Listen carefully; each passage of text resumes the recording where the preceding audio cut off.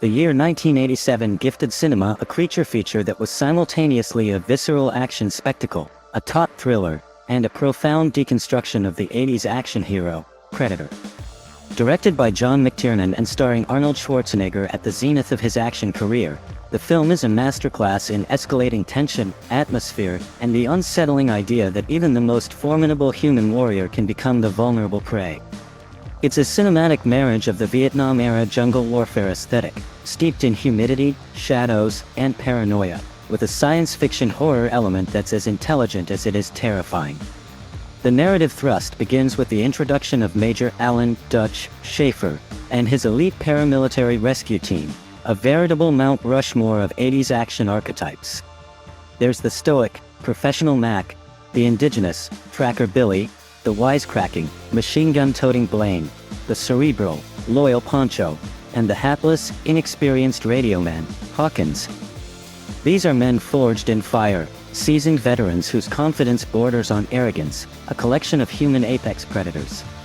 They are deployed to a remote jungle in Central America, ostensibly to rescue a foreign cabinet minister from guerrilla forces. The initial mission is a flawless, brutal exercise in overwhelming force. The team, a well-oiled machine, systematically obliterates the guerrilla camp, showcasing their tactical precision and superior firepower. It's a scene designed to establish their overwhelming dominance in the human food chain.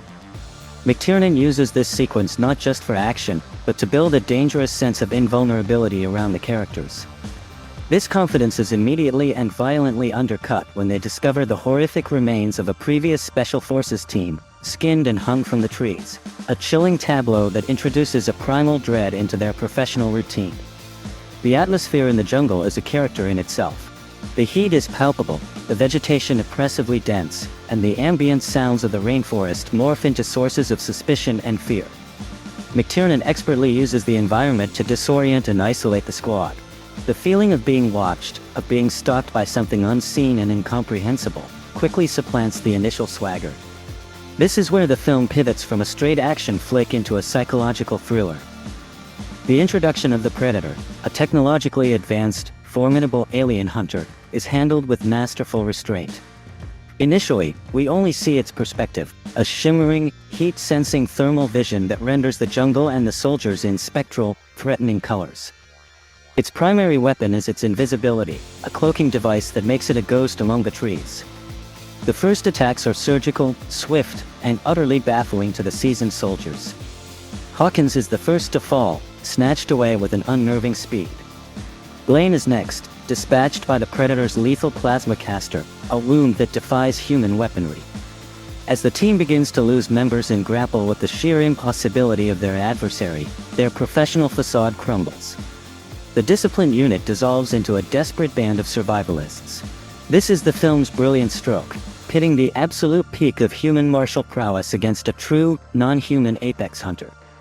The Predator is not motivated by politics, ideology, or revenge. It is motivated purely by the hunt.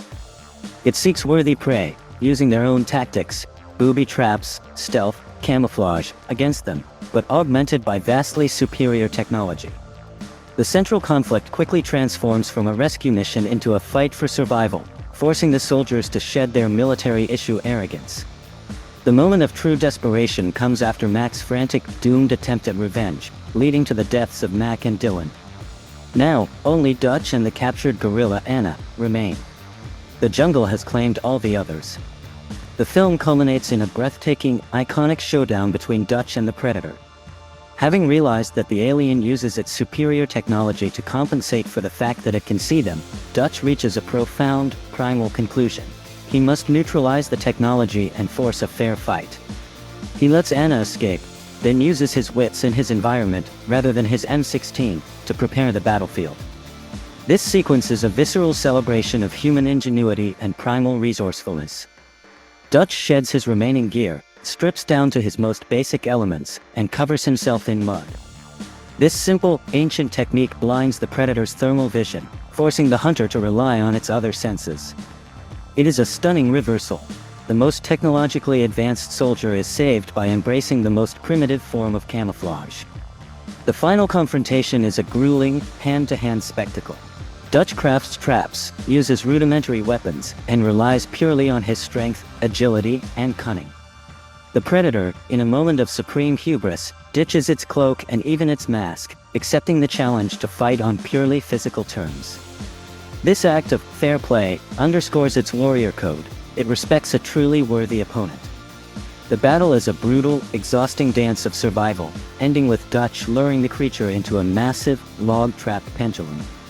The death of the predator is spectacular and reveals its final, terrifying trick, a self-destruct device, a maniacal, booming laugh echoing through the jungle. Dutch barely escapes the resulting nuclear blast, carried away by a rescue helicopter at the very limit of his endurance. Predator is far more than an action horror hybrid. It's a commentary on the nature of warfare and masculinity. It takes the ultimate 80s action hero, Schwarzenegger, a symbol of overwhelming, invincible power, and strips him bare, forcing him to win not with firepower, but with sheer animal cunning. It argues that beneath all the technology and training, true survival comes down to intelligence, adaptation, and a willingness to get back to basics. The jungle proved to be the ultimate equalizer, and the predator, the perfect judge, found one man worthy of the ultimate challenge. The film has endured because it asks a terrifying question: what happens when the hunter becomes the hunted, and the hunter is not even of this world?